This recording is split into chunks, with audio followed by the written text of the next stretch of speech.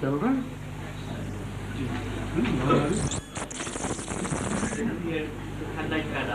اچھا ٹھیک ہے. والیوم ٹھیک ہے آواز اس کی؟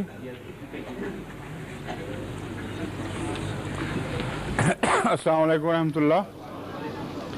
اب تلاوت قرآن کریم کے ساتھ اس جلسے کی کارروائی کا آغاز ہوگا.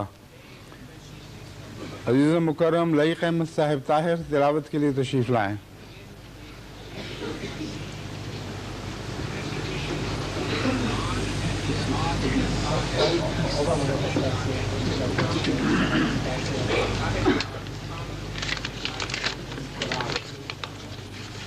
اعوذ باللہ من الشیطان الرجیم. بسم اللہ الرحمن الرحیم. واذکروا نعمت اللہ علیکم ومیثاقہ الذی واثقکم بہ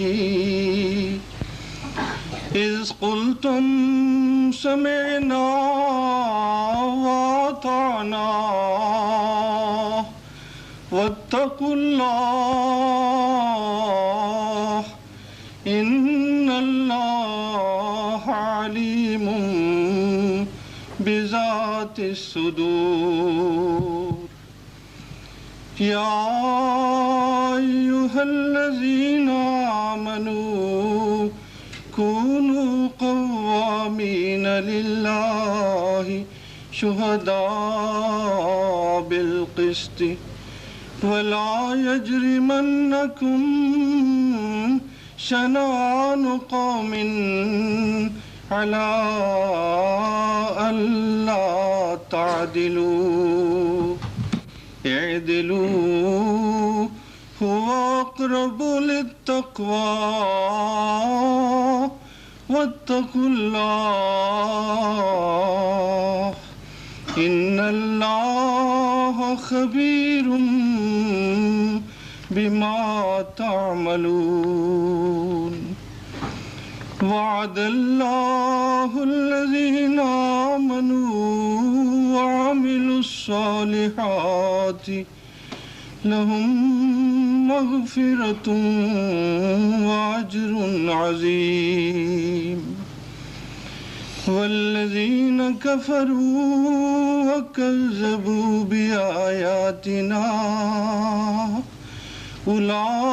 أولئك أصحاب الجحيم. ان آیات کریمہ کا ترجمہ حسب ذیل ہے. The translation of these verses is, اللہ کا تم پر and ہے remember اسے Allah's بھی اور اس پختہ عہد کو بھی جو اس نے تم سے اس وقت لیا تھا جب تم نے کہا تھا کہ ہم نے سن لیا ہے اور ہم فرما بردار ہو گئے ہیں. یاد رکھو اور اللہ کا تقوی اختیار کرو. اللہ سینوں کی باتوں تک کو خوب جانتا ہے. اے ایماندارو تم انصاف کے ساتھ گواہی دیتے ہوئے اللہ کے لیے ایستادہ ہو جاؤ اور کسی قوم کی دشمنی تمہیں ہرگز اس بات پر آمادہ نہ کر دے کہ تم انصاف نہ کرو. تم انصاف کرو وہ تقوی کے زیادہ قریب ہے اور اللہ کا تقوی اختیار کرو. جو کچھ تم کرتے ہو اللہ اس سے یقیناً آگاہ ہے. جو لوگ ایمان لائے ہیں اور انہوں نے نیک عمل کیے ہیں ان سے اللہ نے وعدہ کیا ہے کہ ان کے لیے بخشش اور بہت بڑا اجر مقدر ہے. اور جن لوگوں نے کفر اختیار کیا ہے اور ہماری آیتوں کو جھٹلایا ہے وہ لوگ دوزخی ہیں. جزاکم اللہ. عزیزم چودھری محمد الیاس صاحب حضرت اقدس مسیح موعود علیہ السلام کا پاکیزہ کلام پیش فرمائیں گے.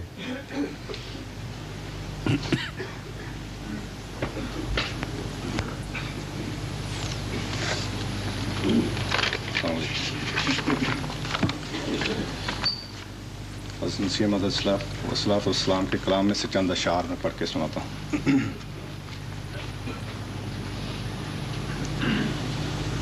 دیکھو خدا نے ایک جہاں کو جھکا دیا، دیکھو خدا نے ایک جہاں کو جھکا دیا، گمنام پا کے شہرائے عالم بنا دیا، جو کچھ میری مراد تھی سب کچھ دکھا دیا، جو کچھ میری مراد تھی سب کچھ دکھا دیا، میں ایک غریب تھا مجھے بے انتہا دیا، ایک قطرہ اس کے فضل نے دریا بنا دیا، ایک قطرہ اس کے فضل نے دریا بنا دیا، میں خاک تھا اسی نے سریا بنا دیا،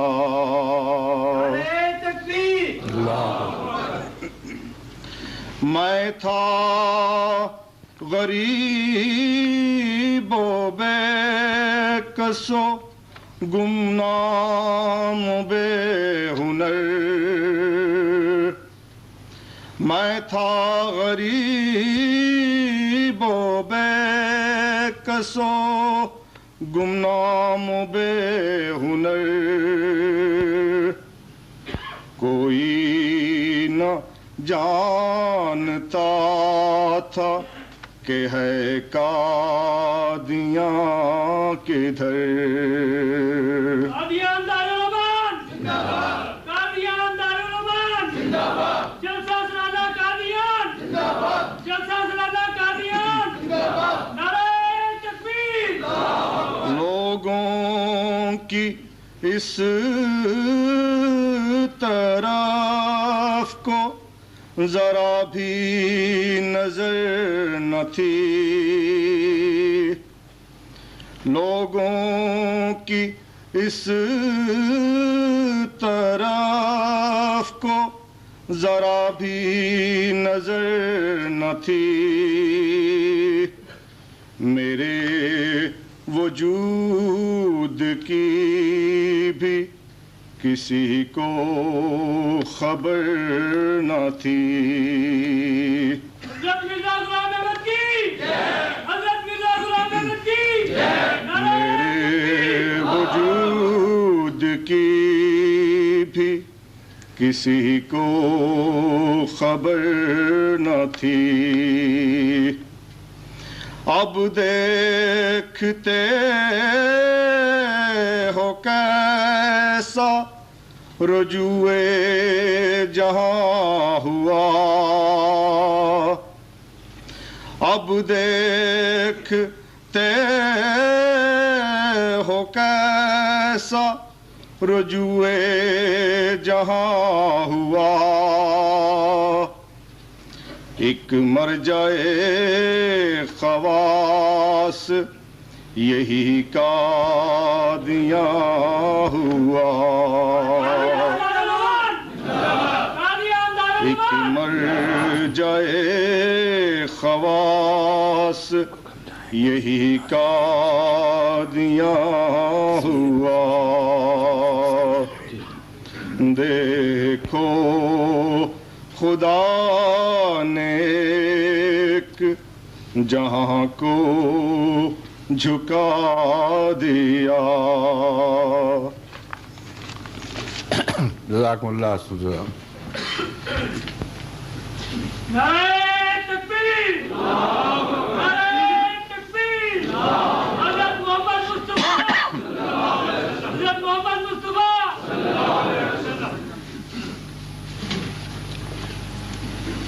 اشہد ان لا الہ الا اللہ وحدہ لا شریک لہ،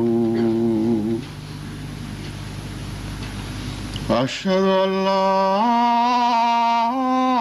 الہ الا اللہ وحدہ لا شریک لہ، واشهد ان محمدا عبده ورسوله. اما بعد فاعوذ بالله من الشيطان الرجيم. بسم الله الرحمن الرحيم. الحمد لله رب العالمين، الرحمن الرحيم، مالك يوم الدين. إياك نعبد وإياك نستعين. اهدنا الصراط المستقيم، صراط الذين أنعمت عليهم غير المغضوب عليهم ولا الضالين.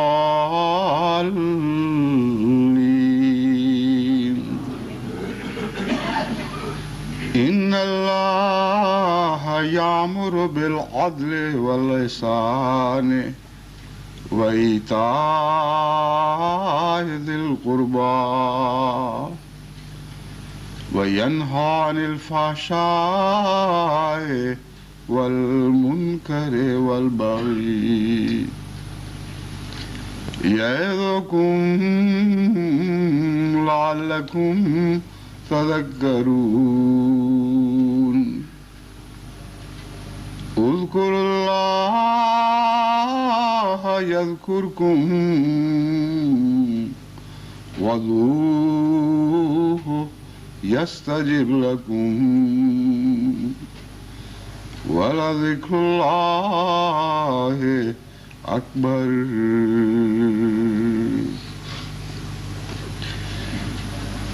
اذكروا الله يذكركم وادعوه يستجب لكم وادعوه يستجب لكم ولذكر الله أكبر.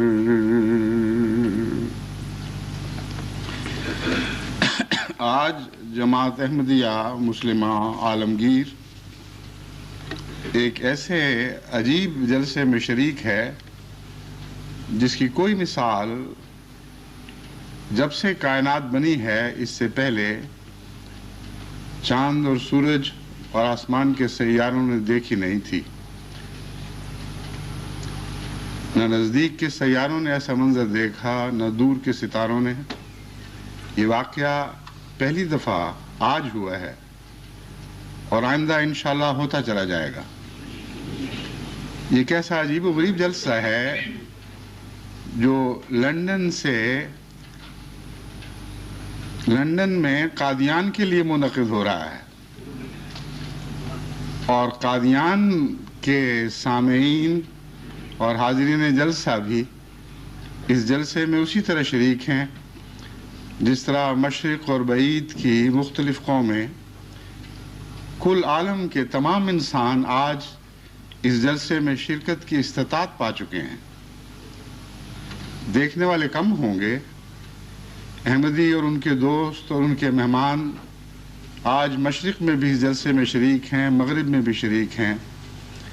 لاس اینجلیس میں بھی آج جلسے کا دن ہے، مگر اس وقت وہاں وقت اور ہے۔ آدھی رات کو 2 بجے کا وقت ہوگا اور وہاں کرسمس کا دن اس رات کے ذریعے اختتام کو پہنچ رہا ہے۔ مختلف جگہوں پر شرابوں کے نشے میں حد سے زیادہ کھائے ہوئے، مصیبتوں میں مبتلا، بمشکل رات کاٹنے کے لیے اب اپنے اپنے بستروں کی طرف الگ ہو رہے ہوں گے، اور احمدی تہجد کے وقت اٹھ رہے ہیں۔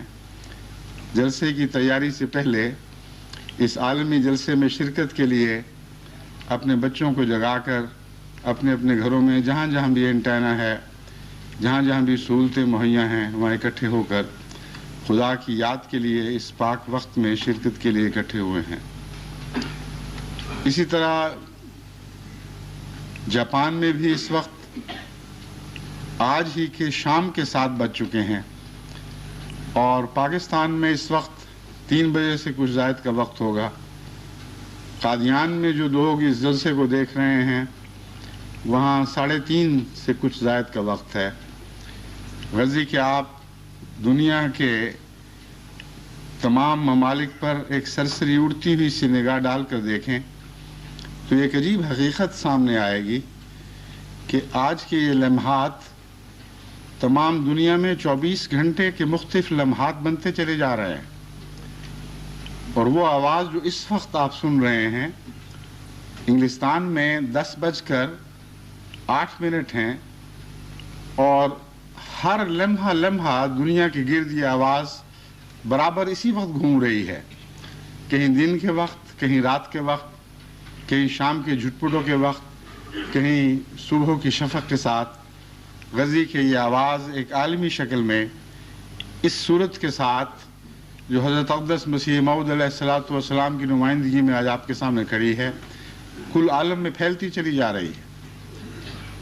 24 گھنٹے کے لمحات آج ان چند لمحات میں سکڑ کر اکٹھے ہو گئے ہیں۔ یہ طلسماتی لمحات سے زیادہ حسین حقیقت کے لمحات ہیں۔ حضرت اقدس محمد مصطفیٰ صلی اللہ علیہ وآلہ وسلم کے پیغام کو کل عالم میں پھیلانے کے لیے اللہ تعالیٰ نے جو آسمان پر منصوبے بنائے، آج وہ زمین پر حقیقت بن کر ہمارے سامنے ابھر رہے ہیں۔ اہل قادیان اس وقت جو جلسے میں شریک ہیں، میں سمجھتا ہوں ان کی تعداد تقریباً 8-9 ہزار ہوگی۔ جب گزشتہ سال میں وہاں گیا تھا تو اس وقت توقع سے بہت بڑھ کر آخری جلسے میں 24,000 کے قریب احباب جماعت اور مہمان شریک ہوئے تھے، لیکن 8-9 ہزار کے لحاظ سے بھی میں سمجھتا ہوں اس وقت قادیان میں بہت رونق ہوگی، اور وہ مناظر میرے سامنے آ رہے ہیں جب انہی دنوں میں ہم قادیان کی گلیوں میں گھوم رہے تھے۔ حضرت مسلم موعود کا وہ شعر یاد آ رہا ہے جو آپ نے لندن میں قادیان کے لیے کہا تھا، اور آج یہ شعر ایک دفعہ پھر بہت درد کے ساتھ ہم پر صادق آ رہا ہے۔ آپ نے 1924 میں جب لندن میں اس مسجد اور اس مشن ہاؤس کی بنیاد رکھی گئی تھی، فرمایا یا تو ہم پھرتے تھے ان میں، یا ہوا یہ انقلاب، پھرتے ہیں آنکھوں کے آگے کوچا ہے قادیاں۔ بس آج ہماری تصویریں جیسے ہم آج یہاں سے دکھائی دے رہے ہیں، اہل قادیان ہی نہیں تمام دنیا کے احمدی اور دوسرے مخلصین اور ان سے محبت رکھنے والے اور مہمان دیکھ رہے ہیں، اور میری چشم تصور مختلف جگہوں پر گھومتے ہوئے مختلف نظارے دیکھ رہی ہے۔ مجھے اہل ربوہ بھی دکھائی دے رہے ہیں، مجھے پاکستان کی جماعتوں میں کراچی کی جماعت بھی دکھائی دے رہی ہے، اور لاہور کی بھی، اور شیخو پورے کی بھی، اور سرگودے کی بھی، اور سیالکوٹ کی وہ جماعتیں بھی جن میں رہنے والے بعض احمدی ایسے معمر احمدی جو زندگی کے آخری دم تک پہنچے ہوئے ہیں، کبھی یہ تصور بھی نہیں کر سکتے تھے کہ دوبارہ مجھے دیکھ سکیں گے، لیکن خدا تعالیٰ نے مواصلاتی سیارے کے ذریعے جو انتظام فرمائے ان کے ذریعے یہ ایک قسم کی ملاقات ممکن ہو گئی۔ کل کی بات ہے، امیر صاحب سیالکوٹ جو 1-1.5 مہینے کی رخصت کینیڈا میں گزار کر واپس سیالکوٹ جا رہے تھے، مجھ سے ملنے کے لیے آئے اور مجھے بتایا کہ وہاں غالباً گھٹیالیاں یا کسی اور بڑے سیالکوٹ کے گاؤں کی بات ہے، ایک معمر خاتون جنہوں نے جمعے پر یہاں سے خطبہ دیکھا اور اس میں روحانی لحاظ سے بھی شریک ہوئیں اور اپنی آنکھوں سے بھی دیکھا کہ کیسے خطبہ دیا جا رہا ہے، اس کا ذکر کرتے ہوئے کہ میں نے کیا دیکھا، پھوٹ پھوٹ کر رونے لگی۔ امیر صاحب کی آنکھوں سے بھی یہ واقعہ بیان کرتے ہوئے آنسو جاری تھے اور کہہ رہے تھے کہ وہ منظر بیان نہیں کیا جا سکتا، ایسے درد سے رو رہی تھی اور بے اختیار دعائیں دے رہی تھی جسوال برادران کو کہ اللہ ان کی نسلیں برکتوں سے بھر دے، قیامت تک ان پہ رحمت نازل فرما، جنہوں نے یہاں بیٹھے ہمیں وہ دیدار ممکن کرا دیے جن کے لیے ہم ترستے تھے اور کبھی تصور نہیں کر سکتے تھے کہ شاید اس زندگی میں یہ دیدار ہو سکے۔ بس اللہ تعالیٰ کا بہت بڑا احسان ہے کہ ان نئی ایجادات نے عجیب مناظر پیدا کر دیے ہیں۔ قادیان کے جلسے کی وہ یادیں جب میں گزشتہ سال قادیان میں جلسے میں شامل ہوا تھا، صرف جلسے تک محدود نہیں، وہاں کی گلیوں میں قدم قدم چلتے ہوئے جو نظارے میں نے دیکھے وہ میرے سامنے ہیں۔ جس طرح فضا مرتعش تھی، یوں لگتا تھا کہ بجلی کے کوندے ہیں جو فضا میں دلوں سے دلوں تک منتقل ہو رہے ہیں، ایک ایسی عجیب کیفیت تھی کہ اس میں مذاہب کے تفرقے مٹ گئے تھے، ملکوں کے فاصلے ختم ہو گئے تھے، مختلف قوموں کے لوگ مختلف ملکوں سے آ کر وہاں چل پھر رہے تھے، اور ایسی محبت تھی ہر ایک کو ایک دوسرے سے، ایسا پیار سینوں سے ابل ابل کر دوسرے سینوں میں منتقل ہو رہا تھا کہ نہ صرف قوموں کے فاصلے مٹے بلکہ مذاہب کے بھی مٹ گئے۔ جو ہندو وہاں کھڑے ہوتے تھے، جو سکھ وہاں کھڑے ہوتے تھے، ان کے دلوں سے بھی بے اختیار محبت کی لپٹیں نکل نکل کر احمدیوں کے دلوں پر پڑتی تھیں۔ محبت سے وہ آگے بڑھ بڑھ کر مسافوں کے لیے ہاتھ بڑھاتے تھے۔ مجھے یاد ہے ایک دفعہ ایک بوڑھے سے کمزور سکھ تھے، وہ ہاتھ آگے بڑھانے لگے تو پہرے دار نے اپنی طرف سے احتیاط کی اور ان کو روک دیا۔ اس کا ہاتھ ان کو سختی سے لگا ہوگا، لیکن خدا گواہ ہے کہ اس سے زیادہ سختی سے میرے دل پر پڑا۔ میں پلٹ کر ان کی طرف بڑھا، ان کو کھینچ کر سینے سے لگایا اور انہوں نے کہا آپ نے تو میری آرزو پوری کر دی۔ رات یہی سوچتے سوچتے سویا تھا کہ کاش مجھے دیدار نصیب ہو جائیں، اور اب دیکھیں جس رنگ میں بھی انہوں نے خدا کا نام لیا کہ دیکھو ہمارے خدا نے کیسا عجیب میرے دل کی تمنا کو کس عجیب رنگ میں پورا کر دیا ہے۔ اور یہ واقعہ ایک نہیں، دو نہیں، 20 ایسے واقعات تھے جو ہوتے چلے جا رہے تھے۔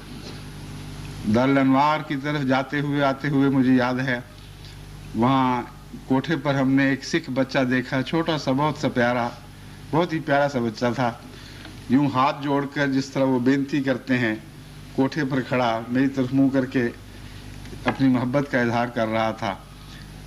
کسی نے مجھے دکھایا تو میں وہاں ٹھہر گیا، میں نے ان سے ماں باپ کو اشارہ کیا کہ اس کو نیچے لے کے آئیں۔ اس کے بعد روزانہ کا یہی دستور تھا، وہ ضرور باہر کھڑا ہوا ملتا تھا، اس کو میں گودی میں لیتا تھا، پیار کرتا تھا۔ آخری چند دنوں میں وہاں نہیں جا سکا، کچھ دوسری مصروفیات تھیں، کچھ بیماری تھی، لیکن ایک دفعہ جب میں عشاء کی نماز پڑھا کر ذرا دیر میں واپس آ رہا تھا تو باہر اس باپ کو اسی بچے کو گودے میں لیے ہوئے دیکھا. وہ سو چکا تھا مگر روتے روتے سو چکا تھا. باپ نے بتایا کہ جب سے آپ نے وہاں جانا بند کیا ہے اس نے ہمارے گھر میں چین نہیں رہنے دیا. ہر روز کہتا ہے وہ کہاں گئے ہیں، کیوں نہیں آتے، اور آخر آج مجھے مجبور کیا کہ میں سوؤں گا نہیں جب تک آپ مجھے وہاں لے کر نہیں جائیں گے. بس میں اسے اٹھا کر آپ سے ملانے لایا تھا مگر روتے روتے یہ سو چکا ہے. میں نے پھر اسے پیار دیا، دوسرے دن پھر صبح بلایا.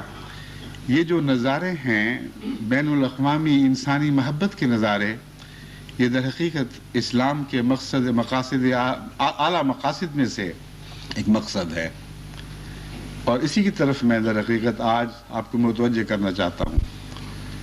بہت ہی بدنصیبی ہے یہ انسان کی نام پر دوسرے انسانوں کے لیے نفرتیں پیدا کر دی ہیں، اور مذہب کے نام پر انسان کو انسان کے قریب لانے کی بجائے انسان کو انسان سے دور کرتا چلا جا رہا ہے. کسی ایک مذہب کا حال یہ نہیں، دو مذاہب کا یہ حال نہیں، تمام دنیا کے مذاہب کے رہنما آج کل اسی شکل میں مصروف ہیں.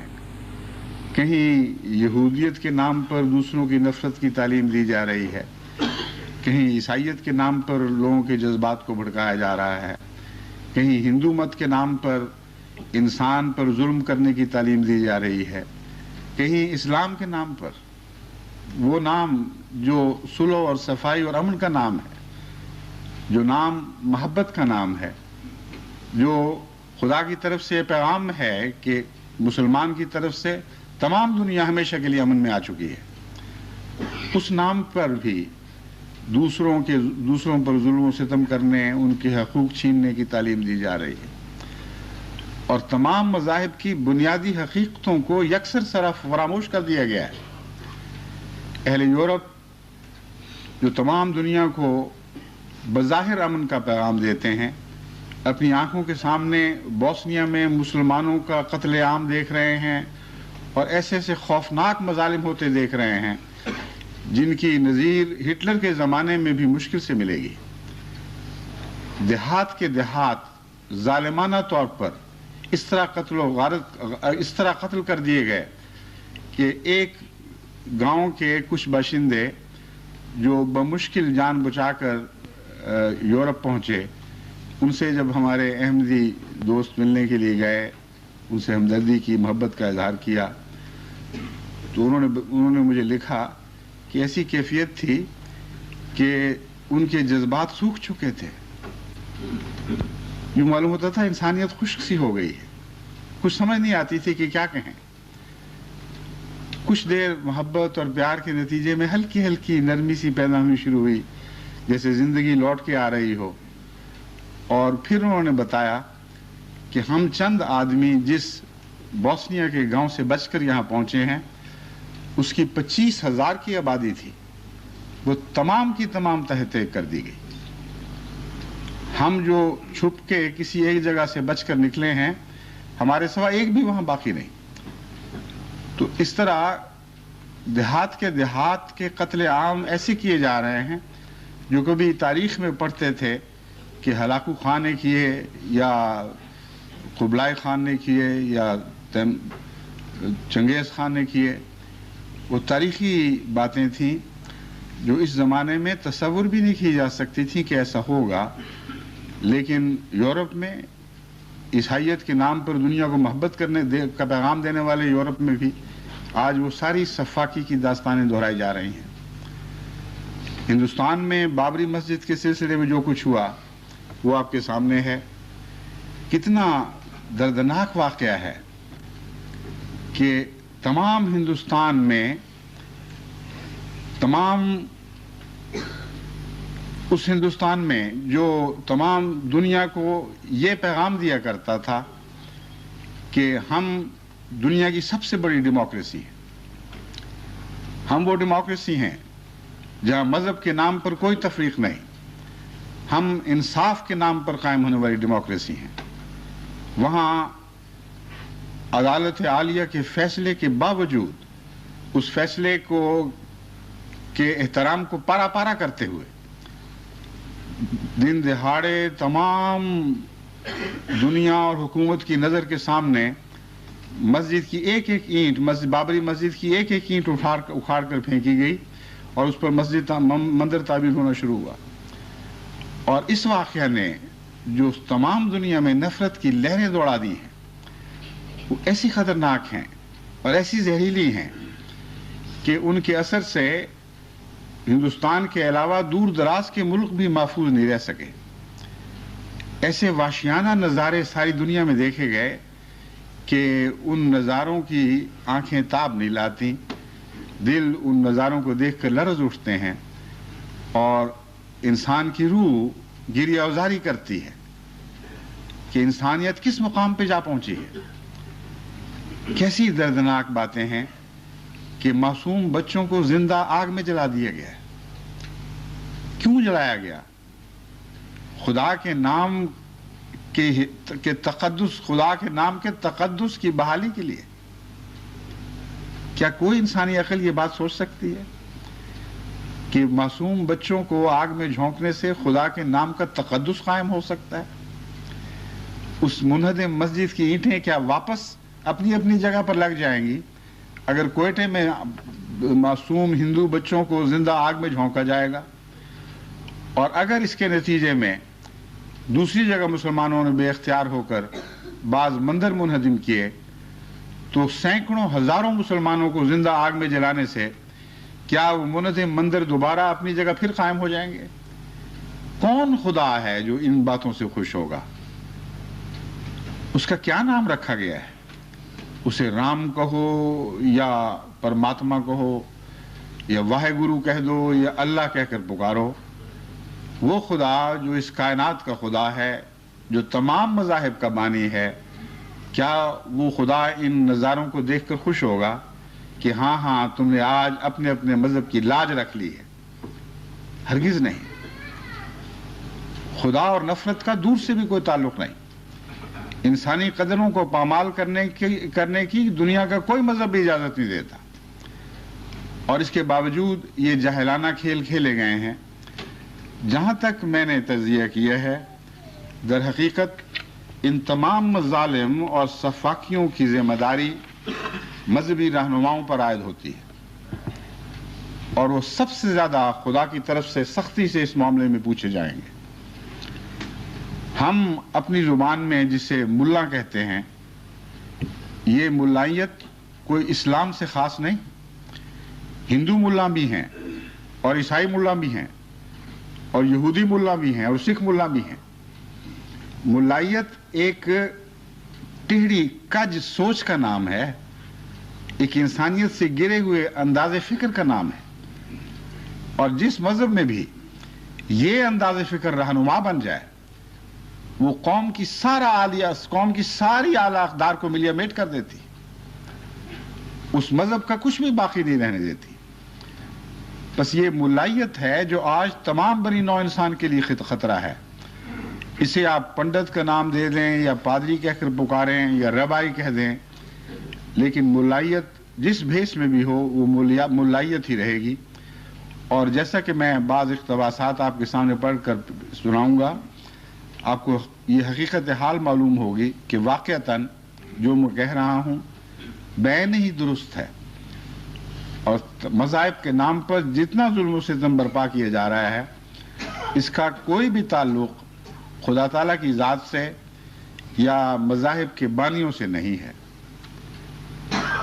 ایک بھی مذہب کا بانی نہیں جس نے دوسرے انسان کے خلاف ظلم کی تعلیم دی ہو، ایک بھی نہیں. سارے کائنات میں چراغ لے کر ڈھونڈیں، آپ کو کہیں کسی ایسے بانی کا ذکر نہیں ملے گا جس نے کوئی خدا کے نام پر کسی مذہب کی بنیاد ڈالی ہو اور وہ بنیاد ظلم کی اینٹوں سے رکھی گئی ہو، نفرت کی اینٹوں سے رکھی گئی ہو، دوسرے انسانوں پر ظلم و ستم روا رکھنے کے تصور پر وہ بنیاد رکھی گئی ہو. تمام مذاہب اپنے آغاز میں مظلومیت کی اینٹوں سے مذاہب کی بنیاد رکھا کرتے ہیں. ایک بھی ایسا مذہب نہیں جو مظلوم نہ ہو، یعنی اپنے آغاز میں مظلوم نہ ہو، جسے ظالموں نے بعد میں ظالم نہ بنا دیا ہو۔ جہاں تک اسلام کا تعلق ہے، اسلام کی تعلیم تو اس معاملے میں اتنی واضح اور ایسی روشن ہے کہ بابری مسجد کے منظم کرنے کے نتیجے میں دنیا کے پردے پر کسی ایک مسلمان کو بھی اسلام یہ حق نہیں دیتا تھا کہ وہ کسی مندر کو یا کسی گردوارے کو یا کسی اور مذہب کے عبادت گاہ کو ترچھی نظر سے بھی دیکھ سکے۔ ایک جگہ ظلم کے نتیجے میں دوسری جگہ ظلم کا کوئی جواز نہیں ہے۔ جو ظالم ہے اس کی سرزنش کرنا یہ انسان کا حق ہے، لیکن ظالم کے نتیجے میں کسی معصوم کا گلا دبا دینا اس کی دنیا کا کوئی مذہب تعلیم نہیں دیتا۔ میں چند اقتباسات تاریخ اسلام سے آپ کے سامنے رکھتا ہوں۔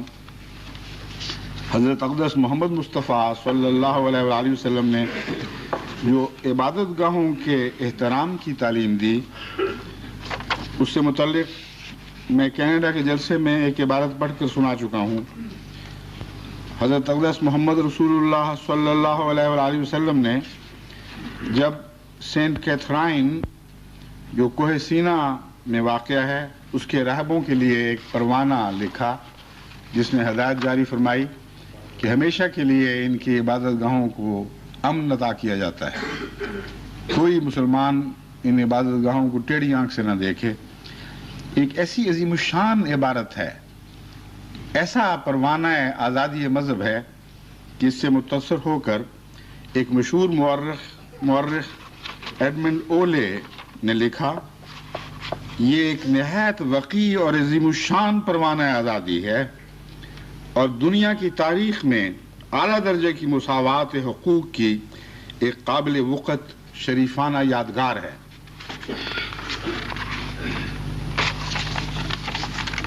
اسی تعلیم کو لے کر خلفائے راشدین آگے بڑھے۔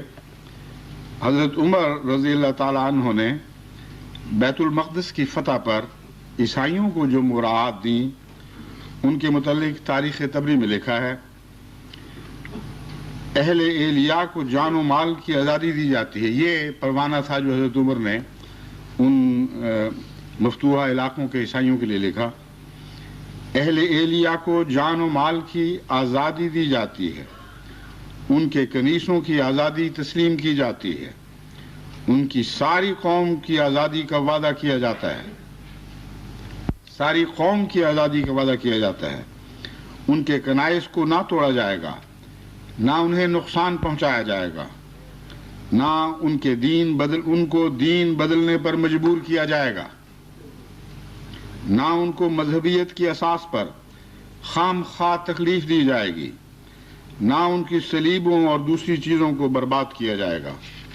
تاریخ طبری فتح بیت المقدس جلد 3 صفحہ 105 تا ایک صفحہ شد آگے تک ہے۔ دمشق میں، جسے دمشق کہا جاتا ہے اصل میں، عیسائیوں کا ایک گرجا تھا جو خاندان بنو نضر کی جاگیر میں آ گیا تھا۔ عیسائیوں نے حضرت عمر بن عبدالعزیز کی خدمت میں اس کا دعویٰ کیا اور انہوں نے اس کو واپس دلا دیا۔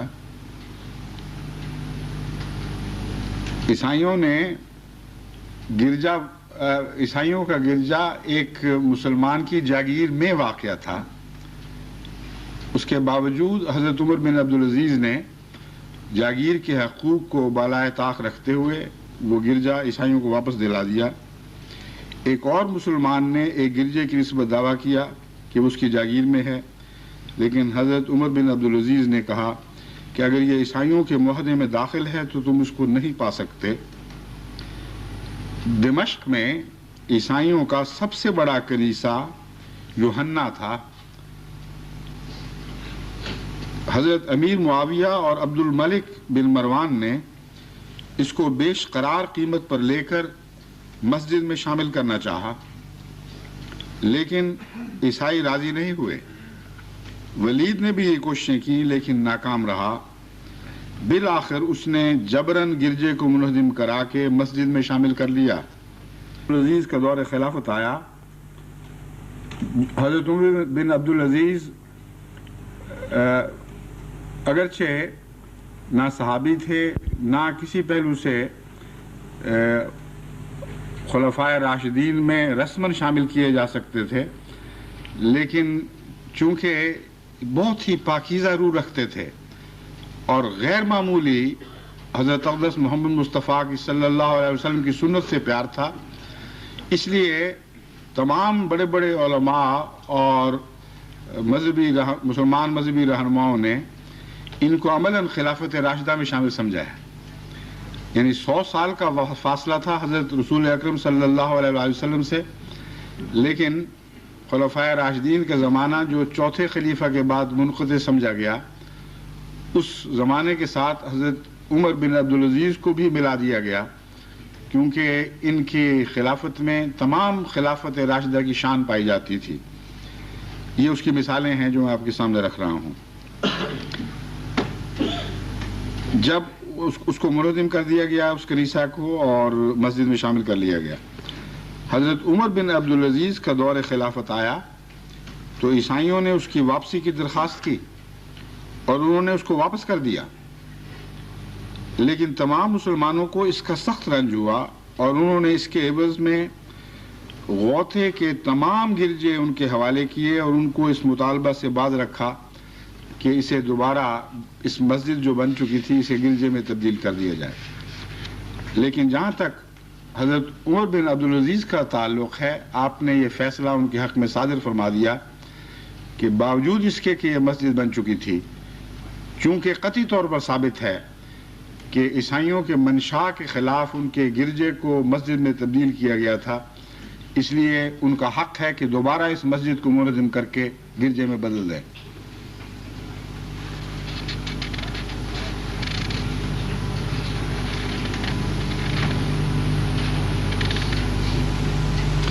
حضرت عمر رضی اللہ تعالیٰ عنہ کے دور میں ایک نستوری پادری نے اپنے ایک دوست کو خط لکھا. اس کا یہ فقرہ سننے کے لائق ہے یا پڑھنے کے لائق ہے. لکھتے ہیں: مسلمان ہمارے دین کی حفاظت کرتے ہیں، ہمارے پادریوں اور فریسیوں کا احترام کرتے ہیں اور ہمارے گرجوں اور کلیساؤں کو جاگیریں عطا کرتے ہیں. حضرت اقدس مسیح موعود علیہ السلام نے اس مضمون پر قلم اٹھاتے ہوئے فرمایا: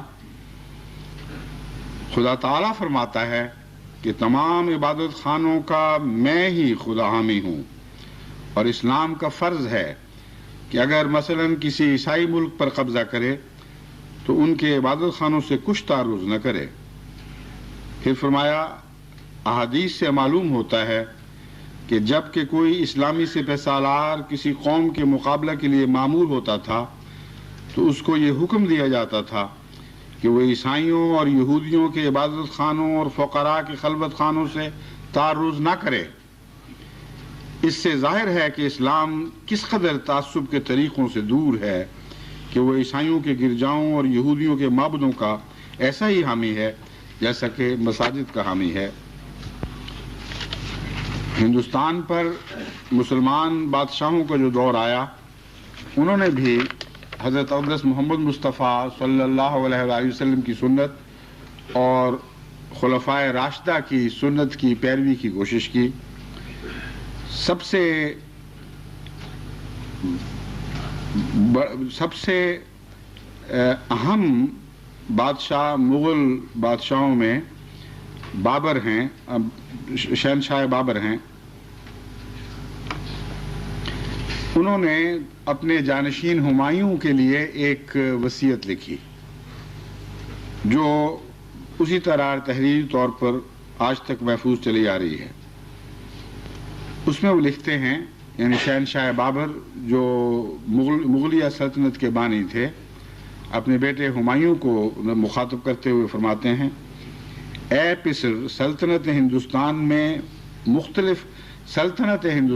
مختلف مذاہب سے پر ہے. الحمدللہ کہ اس کی بادشاہت تمہیں عطا ہوئی، تمہیں لازم ہے کہ تمام تعصبات مذہب لوح دل سے دھو ڈالو اور عدل و انصاف کرنے میں ہر مذہب و ملت کے طریقہ کار کا لحاظ رکھو، جس کے بغیر ہندوستان کے لوگوں کے دلوں پر قبضہ نہیں کر سکتے۔ یعنی مقصود دلوں پر قبضہ تھا، نہ کہ زبردستی ان کے معبد خانوں پر قبضہ کرنا مقصود تھا۔ ایک لمبی عبارت ہے، اس میں یہی تاکید بار بار چلی جا رہی ہے کہ میں تمہیں بار بار نصیحت کرتا ہوں کہ کسی مذہب کے معبد میں دخل اندازی کا تمہیں کوئی حق نہیں ہے، ان کو کھلی مذہبی آزادی دو اور ہر قسم کی مدد جو بادشاہوں پر لازم ہے وہ مدد دینے میں ہرگز تردد نہ کرو۔ شہنشاہ اورنگزیب کا نام بعد کے مورخین نے کئی قسم کے الزامات سے گندہ کر دیا ہے، اور خصوصاً سکھوں میں اورنگزیب کے لیے عمداً تحریک کے ذریعے ایک نفرت پیدا کی گئی ہے، لیکن بہت سے سکھ مورخین جو انصاف پسند ہیں انہوں نے بعد میں گہری تحقیق کے بعد اکثر الزامات کو غلط قرار دیا۔ میں اس تفصیل میں تو اس وقت نہیں جانا چاہتا کیا غلطیاں ہوئیں یا کیا نہیں ہوئیں، لیکن جو اصول وہ پیش نظر رکھتے تھے اس کا تحریری ثبوت ہمارے سامنے ہے۔ انہوں نے ابو الحسن کو 25 جمادی الثانی 1065 کو یہ تحریر دی، ہماری پاک شریعت اور سچے مذہب کی روح سے یہ ناجائز ہے کہ غیر مذہب کے قدیم مندروں کو گرایا جائے۔ ہماری اطلاع میں یہ بات لائی گئی ہے کہ بعض حاکم بنارس کے گرد و نواح کے ہندوؤں پر ظلم و ستم کرتے ہیں اور مذہبی معاملات میں دخل دیتے ہیں، اور ان برہمنوں کو جن کا تعلق پرانے مندروں سے ہے ان کو ان کے حقوق سے محروم کیا جاتا ہے۔ لہذا یہ حکم دیا جاتا ہے کہ آئندہ کوئی شخص ہندوؤں اور برہمنوں کو کسی وجہ سے بھی تنگ نہ کرے اور نہ ان پر کسی قسم کا ظلم روا رکھے۔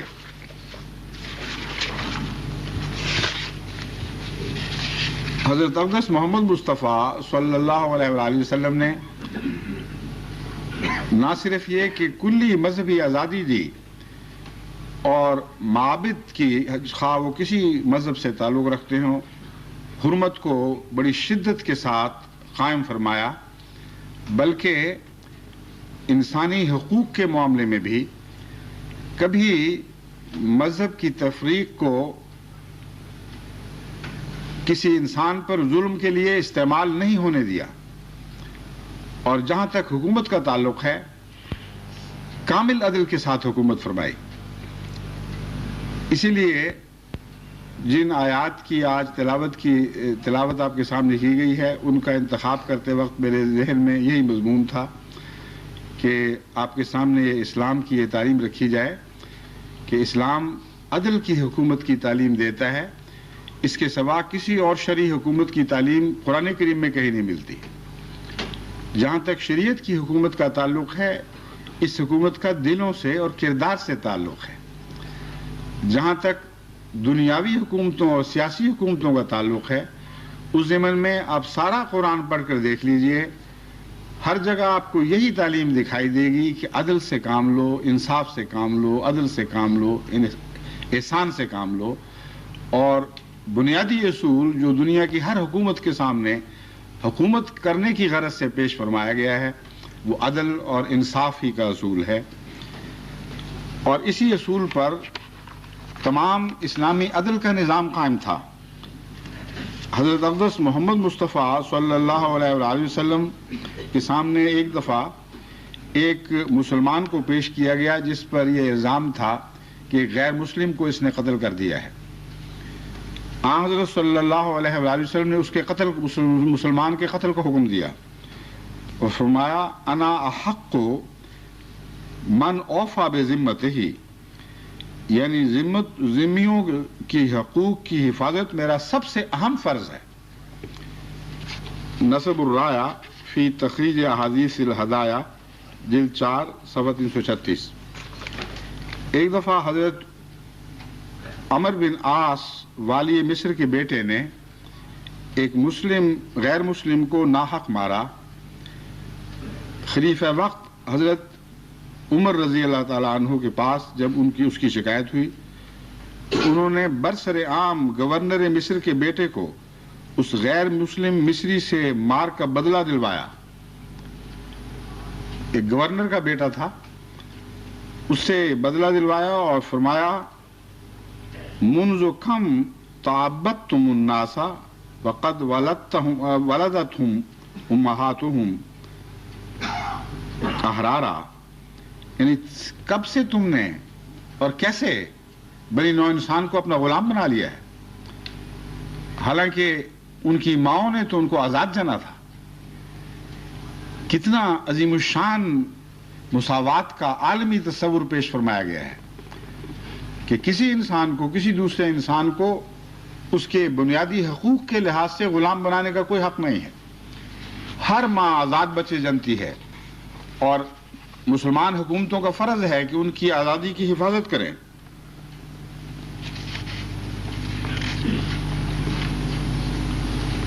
حضرت علی کے زمانے میں بھی یہی انصاف کا تصور قائم تھا.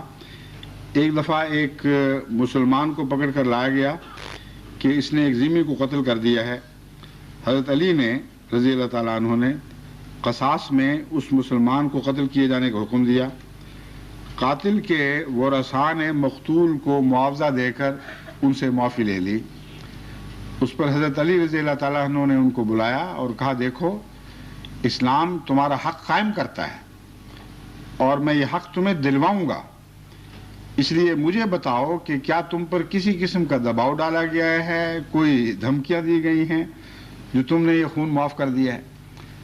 تو انہوں نے کہا کہ ہرگز ہم پر کوئی دباؤ نہیں ڈالا گیا, ہم نے یہ سوچا کہ اگر ہم نے اس قاتل کو قتل کروا دیا تو مرنے والا تو واپس نہیں آئے گا, لیکن اس کے بچے اور پسماندہ جو پیچھے رہنے والے لوگ ہیں وہ بہت غریب ہیں اور یہ بہت رقم ان کو دے رہے ہیں, اس لیے ان کی زندگی اچھی گزر جائے گی. تو ہم نے خود اپنی طرف سے فیصلہ کیا ہے.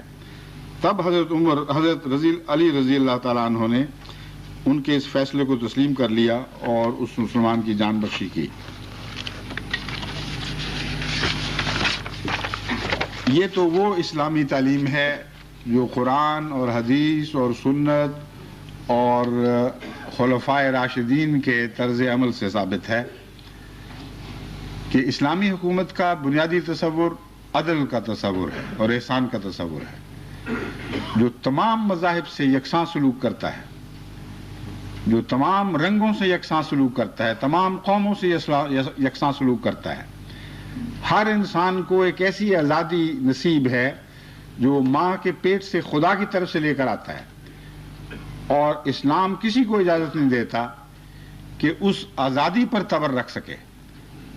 تمام شہری برابر حقوق لے کر پیدا ہوتے ہیں.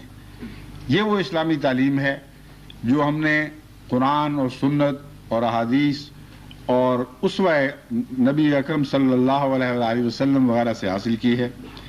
اس کے برعکس آج کے ملا, جیسا کہ میں نے بیان کیا تھا, اپنے اپنے مذہب کو بگاڑ رہے ہیں اور جانتے بوجھتے کہ اس کے کیا نتائج ظاہر ہوں گے. ان کو قطعاً کوئی پرواہ نہیں کہ خلق خدا کن مصائب میں کا شکار ہو جائے گی اگر ان کے تعصب کو مذہب کا نام دے کر مذہب کی حرمت کے ساتھ دنیا میں رائج کیا گیا.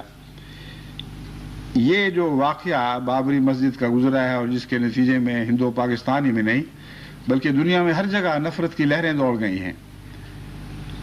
نفرت کی لہروں نے انسانی دلوں کو مسموم کر کے رکھ دیا ہے.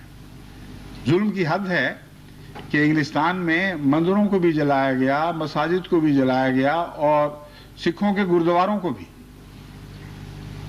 اب عقل سے سوچنا چاہیے کہ اگر کہیں نفرت کا کچھ جواز بھی تھا تو زیادہ سے زیادہ ہندو اور مسلمان آپس میں لڑ مرتے اور اپنے حماقت کے ساتھ دنیا میں بھی نقصان اٹھاتے اور آخرت میں بھی نقصان اٹھاتے. مگر سکھوں بیچاروں کو بیچ میں گھسیٹنے کا کیا مقصد تھا؟ ایسی جہالت کی بات ہے.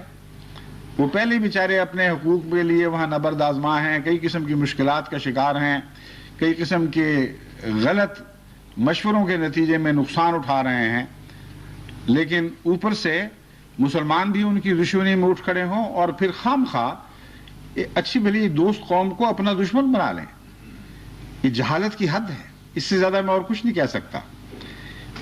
میں اس مضمون پر انشاءاللہ آخری دن کے خطاب میں ذکر کروں گا کہ احمدیت نے اس سلسلے میں کیا عالمی کردار ادا کرنا ہے اور قادیان کو اس معاملے میں کون سا اہم تاریخی کردار ادا کرنا ہے.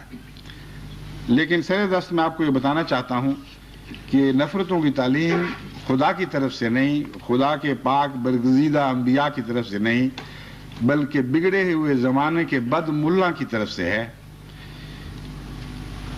آپ کو شاید یاد ہو یا بعض لوگوں نے تو بعض تو پیدا بھی نہیں ہوئے تھے اس وقت، 1953 میں جب احمدیوں کے خلاف سارے پاکستان میں فسادات کی آگ بھڑکائی گئی اور ہزارہ گھروں کو مسمار کیا گیا، دکانوں کو لوٹا گیا، احمدیوں کو گھر سے بے گھر کیا گیا، قتل و غارت عام تھا. اس کے بعد ایک عدالت حکومت کی طرف سے قائم کی گئی جس کا نام تھا تحقیقاتی عدالت برائے تحقیقات فسادات پنجاب 1953. اس میں جب مختلف علماء پیش ہوئے تو جسٹس منیر اور جسٹس کیانی نے ان سے پوچھا کہ تمہارا تصور حکومت ہے کیا؟ یہ تو بتاؤ کہ تم کس قسم کا انصاف اسلام کے نام پر قائم کرو گے. اس پر جو انہوں نے جواب دیے اس سے تو وہ معلوم ہوتا ہے وہ جج بوکھلا گئے.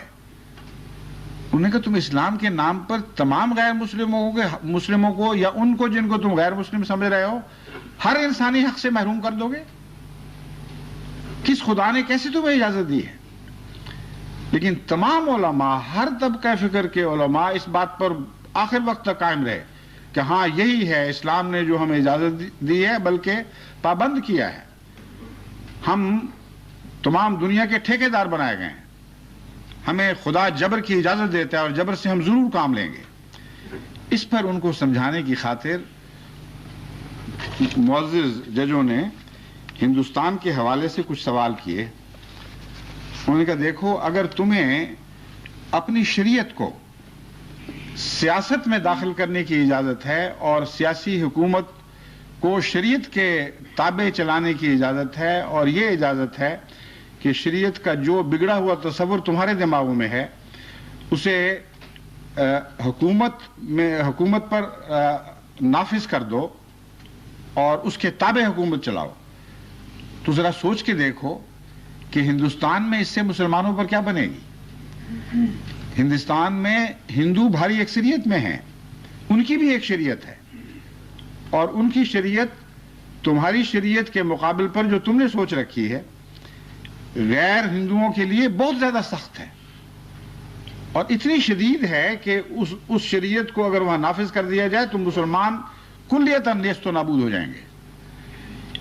کیا تم نے اس بات کو بھی سوچا ہے کہ اگر تم ایسا کرو گے تو وہاں ہندو بھی یہی کہیں گے اور یہی کریں گے؟ تو جب مولانا مودودی سے یہ سوال کیا گیا اور عدالت نے پوچھا کہ اگر ہم پاکستان میں اس شکل کی اسلامی حکومت قائم کریں تو کیا آپ ہندوؤں کو اجازت دیں گے کہ وہ اپنے دستور کی بنیاد اپنے مذہب پر رکھیں؟ تو مودودی صاحب نے فرمایا یقیناً مجھے اس پر کوئی اعتراض نہ ہوگا، کوئی اعتراض نہ ہوگا کہ حکومت کے اس نظام میں مسلمانوں سے ملیچھوں اور شودروں کا سا سلوک کیا جائے، ان پر منو کے قوانین کا اطلاق کیا جائے اور انہیں حکومت میں حصہ اور شہریت کے حقوق قطعاً نہ دیے جائیں. رپورٹ تحقیقاتی عدالت فسادات پنجاب 1953. اب آپ سوچیں کہ اب جو وہاں ہندوازم کو قوت مل رہی ہے اور ہندو پرست طاقتیں سیاست میں ابھر رہی ہیں اور یہ آواز اٹھا رہی ہیں کہ اگر پاکستان میں مولوی کا اسلام نافذ کیا جا سکتا ہے تو یہاں ہندو مت کیوں نافذ نہیں کیا جا سکتا؟ تو اس کی ذمہ داری کس پر عائد ہوتی ہے؟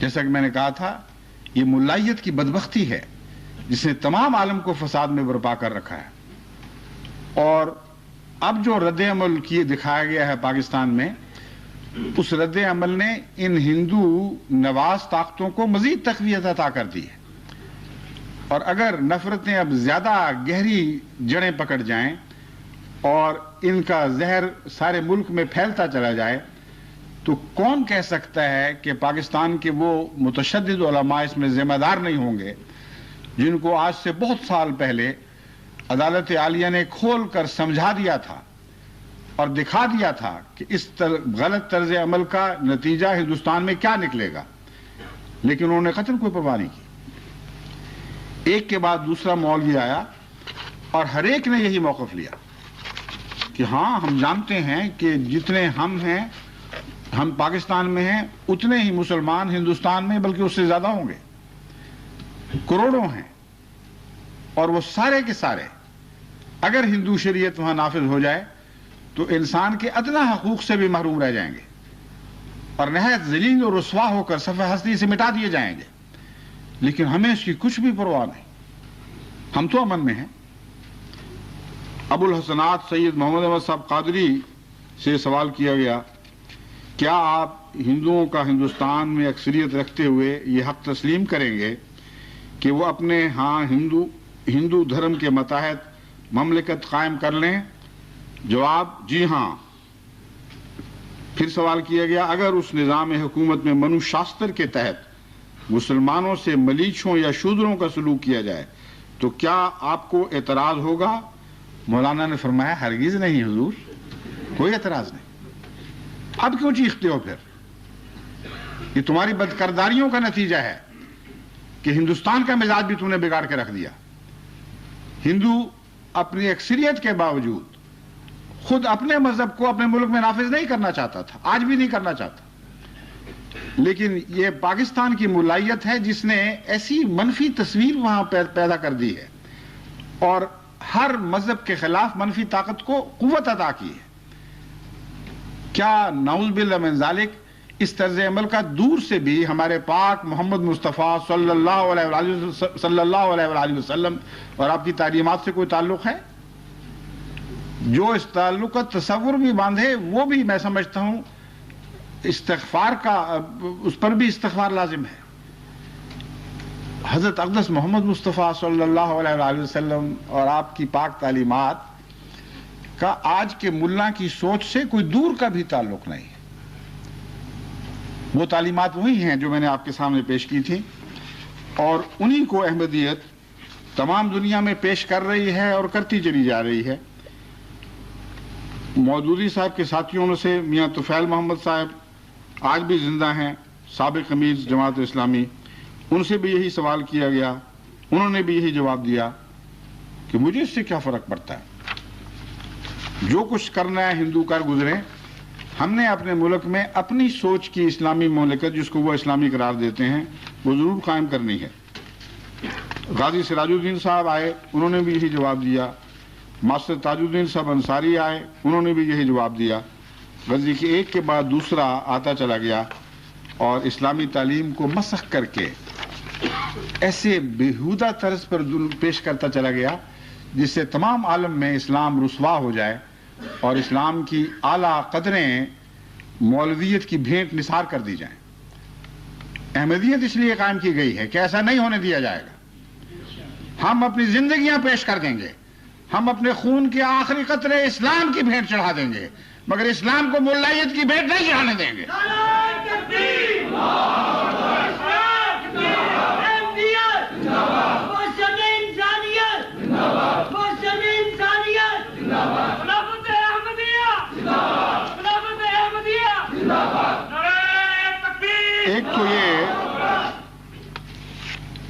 ایک تو یہ اسلام کا تصور ہے نہایت بھیانک تصور جو دراصل ملائیت کی ذہنیت کا تصور ہے۔ یہ بگڑی ہوئی اخلاقی صورتیں ہیں، یہ مسخ شدہ نفسیاتی کیفیات ہیں جن کا اسلام تو درکنار انسانیت سے ہی کوئی تعلق نہیں ہے۔ ایک بین الاقوامی انسانیت ہے، وہ لعنت ڈالتی ہے ہر ایسے تصور پر جس میں کسی نام پر بھی دوسرے انسان کو اس کے بنیادی حقوق سے محروم کیا جائے۔ حضرت علی رضی اللہ تعالیٰ عنہ نے، حضرت عمر رضی اللہ تعالیٰ عنہ نے، حضرت عمر بن عبدالعزیز نے، اور سب سے بڑھ کر حضرت اقدس محمد مصطفیٰ صلی اللہ علیہ وآلہ وسلم نے آزاد ماؤں کے آزاد بچوں کا ایک حق تسلیم کیا ہے، بلکہ ہر ماں کے بچے کو آزاد قرار دیا ہے، چاہے وہ غلام ماں کا بچہ ہو. اور حضرت صلی اللہ علیہ وآلہ وسلم نے خوب کھول کر یہ بیان فرمایا ہے کہ انسان آزاد ہے، کسی دوسرے کو حق نہیں ہے کہ انسان کی آزادی کو اپنے پاؤں تلے کچلے یا اسے اپنے منحوس تصورات کی بیڑیاں پہنا دے. حضرت اقدس مسیح موعود علیہ الصلوۃ والسلام جو ہمارے آقا و مولا حضرت محمد مصطفیٰ صلی اللہ علیہ وآلہ وسلم کے پروردہ تھے، آپ کے عاشق صادق غلام تھے، قدم قدم آپ کی سنت پر چلنے والے تھے، ان کا تصور اسلام کے متعلق کیا ہے، وہ ہندوستان کے ہندوؤں کے لیے اور مسلمانوں کے لیے کیا پیغام لے کر آئے، آپ ہی کے الفاظ میں اس آخری کتاب میں سے میں ایک چند الفاظ آپ کی ایک تحریر پیش کرتا ہوں جس کا نام پیغام صلح ہے، جو اپنی وفات کے قریب آپ نے لکھی اور آپ کے وصال کے بعد شائع ہوئی. وہ آخری وصیت ہے جو اہل ہندوستان کے نام آپ نے کی تھی. آج اگر ہندوستان کو کسی نصیحت کی ضرورت ہے تو یہی پاک نصیحت ہے جس کی پیروی کے ذریعے ہندوستان دوبارہ امن کا گہوارہ بنایا جا سکتا ہے. آپ نے فرمایا یہ بات کسی پر پوشیدہ نہیں کہ اتفاق ایک ایسی چیز ہے کہ وہ بلائیں جو کسی طرح دور نہیں ہو سکتی اور وہ مشکلات جو کسی تدبیر سے حل نہیں ہو سکتی وہ اتفاق سے حل ہو جاتی ہیں. بس ایک عقل مند سے بعید ہے کہ اتفاق کی برکتوں سے اپنے تئیں محروم رکھے. ہندو اور مسلمان اس ملک میں دو ایسی قومیں ہیں کہ یہ ایک خیال محال ہے کہ کسی وقت مثلا ہندو جمع ہو کر مسلمانوں کو اس ملک سے باہر نکال دیں گے یا مسلمان اکٹھے ہو کر ہندوؤں کو جلا وطن کر دیں گے، بلکہ اب تو ہندو مسلمانوں کا باہم چولی دامن کا ساتھ ہو رہا ہے. اگر ایک پر کوئی تباہی آ جاوے تو دوسرا بھی اس میں شریک ہو جائے گا، اور اگر ایک قوم دوسری قوم کو محض اپنے نفسانی تکبر اور مشیقت سے حقیر کرنا چاہے گی تو وہ خود بھی داغ حقارت سے نہیں بچے گی. اور اگر کوئی ان میں سے اپنے پڑوسی کی ہمدردی میں قاصر رہے گا تو اس کا نقصان وہ آپ بھی اٹھائے گا. جو شخص تم دونوں قوموں میں سے دوسری قوم کی تباہی کی فکر میں ہے اس شخص کی مثال ہے جو ایک شاخ پر بیٹھ کر اسی کو کاٹتا ہے. آپ لوگ بفضل ہی تعالی تعلیم یافتہ بھی ہو گئے ہیں. اب کینوں کو چھوڑ کر محبت میں ترقی کرنا زیبا ہے اور بے مہری کو چھوڑ کر ہمدردی اختیار کرنا آپ کی عقل مندی کے مناسب حال ہے. پھر حضرت مسیح موعود علیہ الصلوۃ والسلام تحریر فرماتے ہیں ہمارا یہ اصول ہے کہ کل بنی نو کی ہمدردی کرو. اگر ایک شخص ایک ہمسایہ ہندو کو دیکھتا ہے ایک ہمسایہ ہندو کو دیکھتا ہے کہ اس کے گھر میں آگ لگ گئی اور یہ نہیں اٹھتا تا اس آگ کو بجھانے میں مدد دے تو میں سچ سچ کہتا ہوں کہ وہ مجھ سے نہیں ہے، اور میں سچ سچ کہتا ہوں کہ جو مسیح موعود سے نہیں ہے وہ محمد مصطفیٰ سے بھی نہیں ہے. جو شخص اپنے دوسرے مذہب کے ہمسائے کی خاطر ہمدردی نہیں رکھتا اور اس کو ہلاکت سے بچانے کے لیے خود اپنے وجود کو ہلاکت میں ڈالنے کے لیے بھی تیار نہیں ہوتا، وہ حضرت محمد مصطفیٰ صلی اللہ علیہ وآلہ وسلم سے نہیں ہے. کیونکہ محمد مصطفیٰ صلی اللہ علیہ وآلہ وسلم کو تو رحمت للعالمین قرار دیا گیا تھا. یہ آپ ہی کا وجود ہے جس سے تمام دنیا کے لیے رحمت کے سوتے پھوٹیں گے. اے احمدی، خواہ تم مشرق سے تعلق رکھتے ہو یا مغرب سے تعلق رکھتے ہو، حضرت محمد مصطفیٰ کا ایک حوض کوثر ہے. آپ ہی کی رحمت کے پانی کا وہ دوسرا نام ہے. آج اس حوض کوثر سے جام بھر بھر کے دنیا کو پلاؤ. یہی وہ پانی ہے جو نفرتوں کی آگ کو ٹھنڈا کر سکتا ہے. اس کے سوا آج دنیا کے لیے کوئی پانی نہیں جو ان کی امن کی ضمانت دے، جو ان کی بھڑکتے ہوئے سینوں کی آگ کو ٹھنڈا کر سکے. خدا کرے کہ ہمیں یہ توفیق ملے. اب میں اہل قادیان کو ایک دفعہ پھر محبت بھرا سلام دیتا ہوں. وہ کشمیر سے آئے ہوئے احمدی مسلمان جن کے چہروں سے محبت اس طرح ٹپکتی تھی، اس طرح پھوٹتی تھی کہنا چاہیے، جیسے کشمیر میں خدا کی عنایت سے چشمے پھوٹتے ہیں۔ وہ دور دراز کی ہندوستان سے آنے والی جماعتوں کے غریب لوگ، جیسا کہ اڑیسہ یا بہار یا جنوبی ہند سے آنے والے تھے، جب وہ یوں لگتا تھا جیسے سوکھے ہوئے لوگ آئے ہیں، غربت اور فاقوں اور مصیبتوں کے مارے ہوئے، لیکن قادیان کی فضا میں آ کر یوں لگتا تھا سوکھے دھانوں پانی پڑ گیا۔ دیکھتے دیکھتے ان کے چہرے بشاش ہو گئے، ان کی ساری تکلیفیں اور کلفتیں دھل گئیں، ایسے تازہ روح اور تازہ قدم اور تازہ بدن دکھائی دیتے تھے کہ ان پر نظریں پڑتی تھیں تو محبت بن کر پڑتی تھیں۔ اور اے پاکستان سے آنے والوں جو بڑی خواہشیں لے کر وہاں آئے تھے کہ شاید مجھ سے بھی ملاقات ہو سکے، میں تمہیں بھی محبت بھرا سلام دیتا ہوں، تمہیں اہلاً و سہلاً کہتا ہوں۔ خدا نے ایک دیدار کے سامان مہیا فرما دیے ہیں، دعائیں کرو تو بعید نہیں کہ وہ خدا آمنے سامنے کی دیدار بھی کرا دے، وہ ہر چیز پر قادر ہے۔ السلام علیکم ورحمۃ اللہ وبرکاتہ۔ آئیے اب ہم افتتاحی دعا میں شامل ہو جائیں۔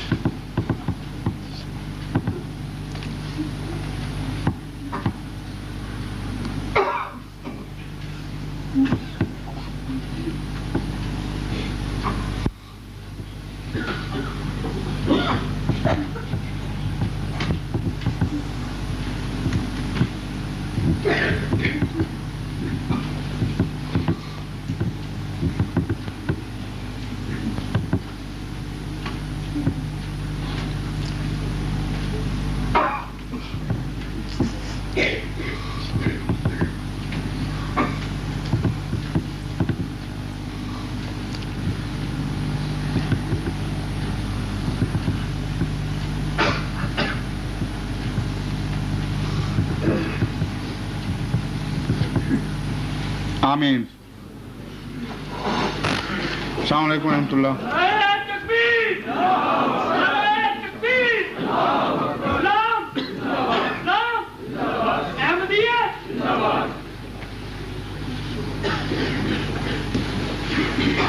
نعرہ تکبیر! اسلام! احمدیت! سردار الانبیاء!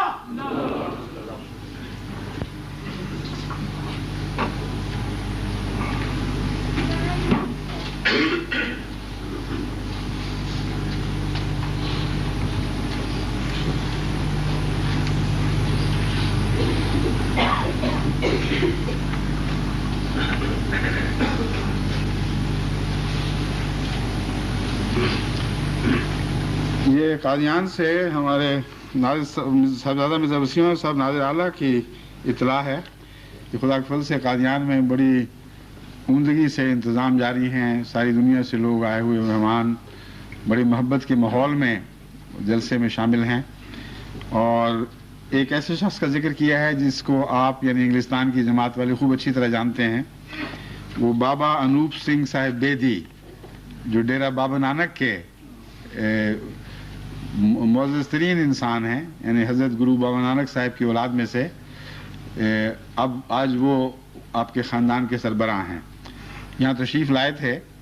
جماعت انگلستان نے جس طرح بے اختیار ان سے محبت کا سلوک کیا، وہ بے حد گرویدہ ہو کر یہاں سے گئے ہیں۔ کوئی جگہ نہیں ایسی جہاں وہ محبت سے آپ سب کا ذکر نہ کرتے ہوں اور اس عاجز کا ذکر نہ کرتے ہوں۔ تو قادیان کے جلسے میں وہ ڈیرہ بابا نانک سے شمولیت کے لیے حاضر ہوئے اور مختصر تقریر میں یہ کہا، یعنی اس خلاصہ انہوں نے پیش کیا ہوگا، ایک کنبہ یا شہر کو سنبھالنا مشکل ہوتا ہے، خلیفہ صاحب کی 130 ممالک میں جے جے کار ہو رہی ہے۔ مجھے یقین ہے، جو یہ بات ہے جو میں آپ کو سنانا چاہتا ہوں، خدا کرے کہ ان کا یقین 100% سچا ثابت ہو، مجھے یقین ہے کہ 5 سال کے اندر اندر جماعت 10 گنا زیادہ ترقی کر جائے گی انشاءاللہ تعالی۔ السلام علیکم۔